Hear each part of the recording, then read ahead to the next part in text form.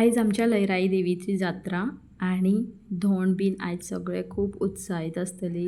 त्याच्याच बरोबर आमची जी गोंयची लोक आसा ती जी बीन यात्रेची प्रवास करून पयसल्ल्यान येतली आणि आमच्या लयराई देवी आईच्या जात्रेक सहभागी जातली, तेंचे बरे भशेन संरक्षण करुनी आणि ती आपल्या घरान बरे भशेन पावोनी आणि तिचो आशिर्वाद आमच्या फाटीशी असोच सदैव रावोनी।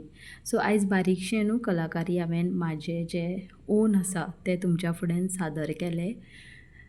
सहजासहजी खुबशे अशे स्केचीस पयल्यात आसतले, बट आयज म्हाका अशें दिसलें की हांवेंनूय कितें तरी म्हाजी कलाकारी दाखोवपाची, जी खूब सिंपल आसा। स्केच काडले आसा हांवें ओन्ली वीथ पेन्सील आनी हें म्हाजें हांवें मना पासून केल्लें आसा।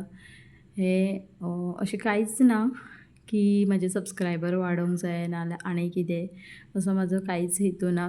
जस्ट हांव जायत्या फाटी न्हू लयराई देवी आईची सॉंग म्हणत रावता। लयराई केळबाई म्हाळसाई मोरजाई सायबिणीचे रूप म्हजे गोंय। सो हेच सॉंग म्हणत म्हणत न्हू ही हांवें मेहनत म्हाजी तुमच्या फुड्यान सादर केली।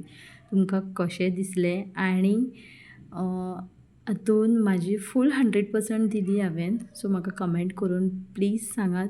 खूब दीस जाले व्लॉग घालिना, बट जायत्या कामान बिजी आसा आनी हेच कामात बळ दिवपाक म्हाजी लयराई देवी म्हाका साथ दिता आनी अशीच आमकां सगळ्यांक साथ दिवपाची।